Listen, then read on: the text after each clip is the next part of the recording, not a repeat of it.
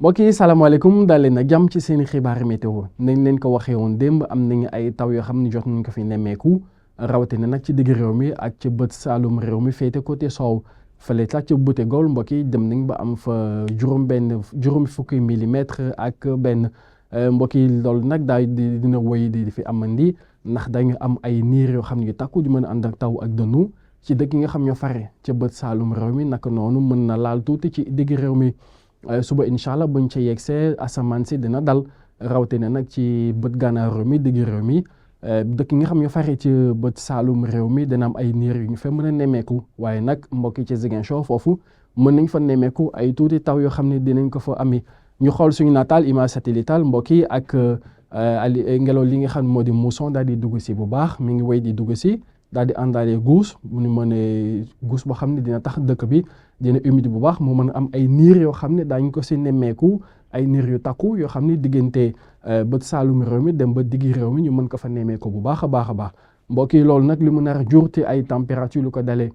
guddi gi jàpp suba teel incha allah daañu am température yoo xam fi mu nar a gën a néew 2 fukki degré la ak ñeent ci Kédougou waaye nag dem ba 2 fukki degré ak juróom diggante Ziguinchor naka noonu dem ba Sédhiou 2 fukki degré ak juróom benn jàpp 2 fukki degré ak juróom ñett daanaka mooy température bi nga xam moo nar a gën a fës te loolu ci bët saalumu bët ci diggi réew mi da di féete côté soow mbokk yi ci bët gànnaar réew mi naka noonu diggi réew mi ba dem ba penku waaye nag fi mu nar a gën a tàng guddi gi ci Matam la ndax foofu dañ fa nemmeeku 20 degré ak benn ci guddi gi asamaan soo xam ni dina am tuuti niir moom lañ nar a gën a moo nar a gën a fës ci dëkk nga xam ñoo fare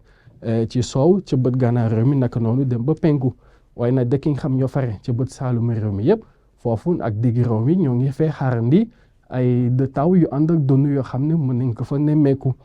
mbokk yi incha allah suba bañ cey see nañ leen ko waxee woon sax asamaan fii dina xaw a dal rawatina nag ci dëkk yi nga xam ñoo fare ci soow naka noonu bët gànnaar réew mi dem ba côté Fuuta waaye digg réew mi mbokk yi naka noonu bët saalum réew mi dem ba côté penku ci côté Kédougou foofu dina am ay niir yu takku yoo xam ne dinañ ko fa nemmeeku waaye nag ci Ziguinchor moom dañu fa wéy di amandi li nga xam ne moo di ay tuuti taw ci wàllum température nag foofu la ñuy descendi ba tey ci Ziguinchor nag boo nañ ko xoolee ci diggante Ziguinchor naka noonu Mbour Dakar Thiès naka noonu dem ba Ndar température yi foofu dina dalee diggante 20 degré ak ñaar jàpp 20 degré ak ñett 20 degré ak juróom ñu nar ko nemmeeku bu baax ci digg réew mi naka noonu ci Fatick